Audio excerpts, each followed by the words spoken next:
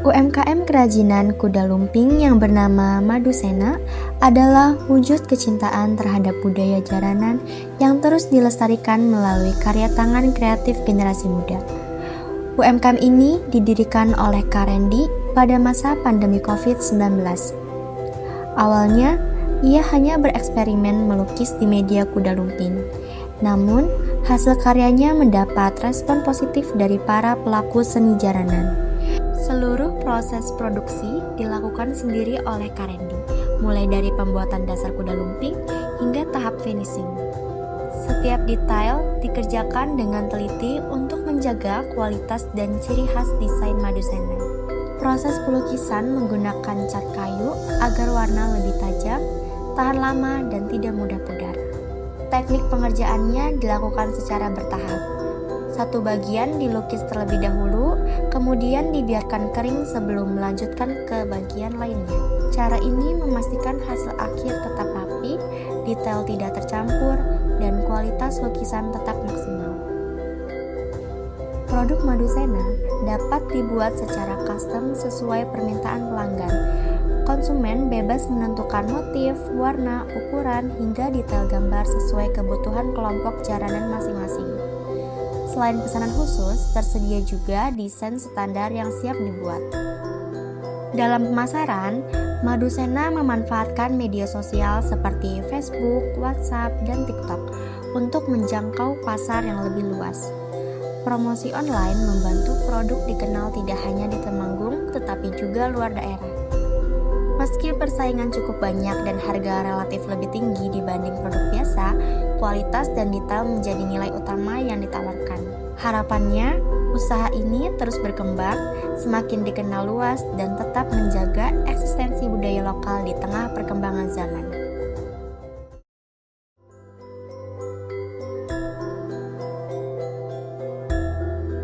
UMKM Jajanan Pasar milik Ibu Mary hadir dengan cita rasa rumahan yang khas dan harga yang terjangkau. Usaha ini berawal dari hobi membuat kue sejak lama. Ketika masih tinggal di Jember, Ibu Mary gemar membuat kue, terutama untuk Lebaran. Melihat keluarga yang juga gemar membuat kue, beliau terdorong untuk belajar dan terus berlatih hingga akhirnya menjadikan keahlian tersebut sebagai usaha rumahan.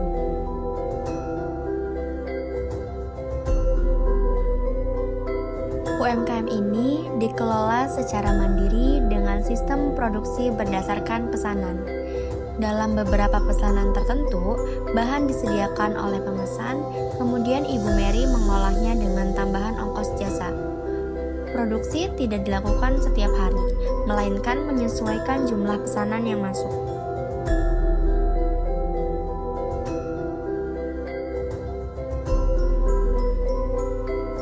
Pesanan biasanya meningkat saat ada yasinan, khataman, pengajian hari Rabu, kegiatan TPQ, lomba hari Selasa, serta acara hajatan. Untuk pesanan besar seperti hajatan, produksi ini bisa mencapai hingga 3.200 iris kue. Jika pesanan membludak, Ibu Mary dibantu oleh kakak atau tetangga. Namun jika sedikit, semuanya dikerjakan sendiri.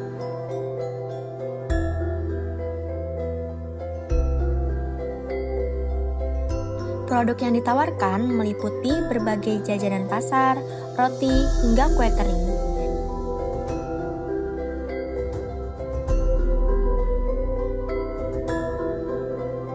Beberapa kue yang paling sering dipesan adalah kue cucur, wingko babat, dan onde-onde. Tersedia juga kuping gajah, untir-untir, monde, roti kacang, dan egg roll. Harga yang ditawarkan relatif terjangkau, mulai dari 1.000 per biji untuk jajanan tertentu. Roti kacang dijual sekitar 60.000 per kilogram dan monde sekitar 75.000 per kilogram. Paket snack sekolah dijual sekitar 7.000 per dus, sudah termasuk minuman dengan 5 macam isi. Pemasaran masih dilakukan secara sederhana, dari mulut ke mulut dan melalui pesan WhatsApp. Kendala yang sering dihadapi biasanya terkait ketersediaan gas atau listrik. Namun hingga saat ini semua masih dapat diatasi dengan baik.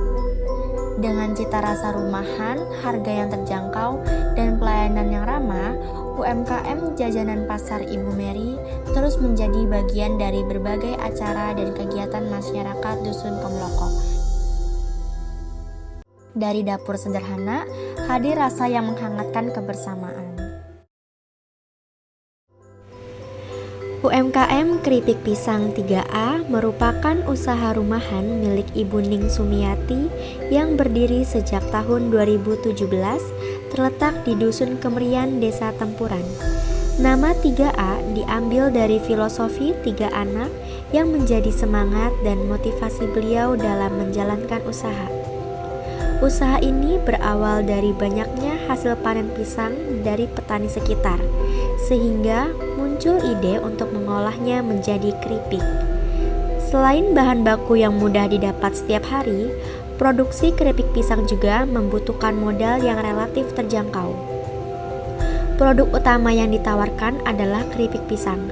Dahulu, usaha ini juga memproduksi keripik talas dan ubi. Namun, kini difokuskan pada pisang karena ketersediaannya lebih stabil dibanding talas yang panennya hanya setahun sekali.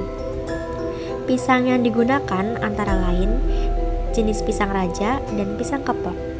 Sebelum masa pandemi, keripik diproduksi dalam berbagai varian rasa seperti rumput laut, barbeque, pedas, dan karamel yang dipasarkan hingga daerah Semarang dan Yogyakarta.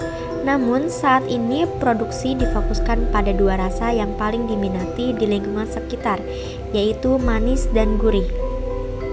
Keunggulan produk ini menurut konsumen terletak pada rasa yang lebih gurih, tekstur yang tipis, serta proses produksi yang bersih.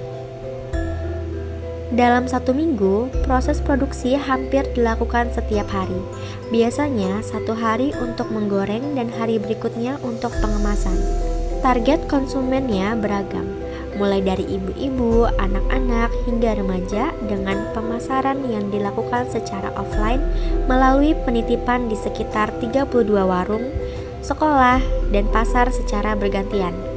Promosi masih terbatas di lingkungan Kaloran dan Tepusen, serta melalui pesan WhatsApp untuk pelanggan tetap.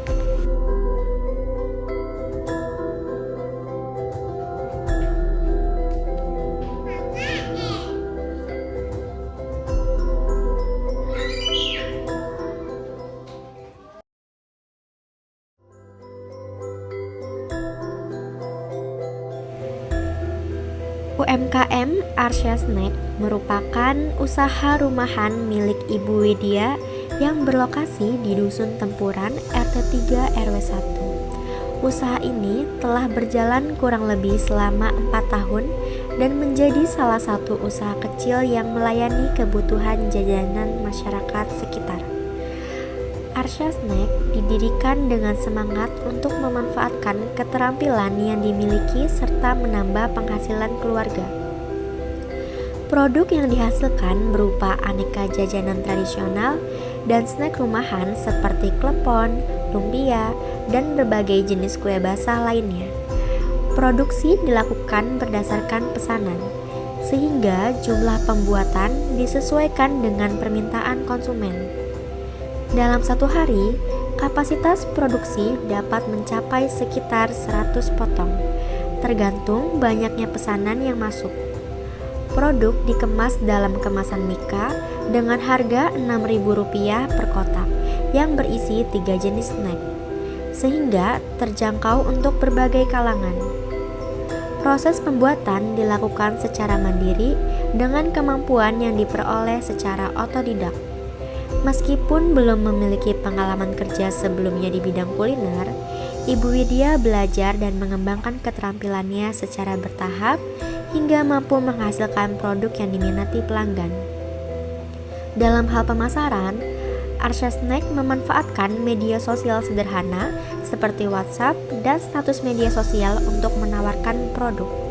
Selain itu, promosi juga dilakukan dari mulut ke mulut di lingkungan sekitar. Dengan sistem produksi berdasarkan pesanan, usaha ini berupaya menjaga kualitas rasa, kebersihan, serta ketepatan waktu agar pelanggan tetap puas dan kembali memesan.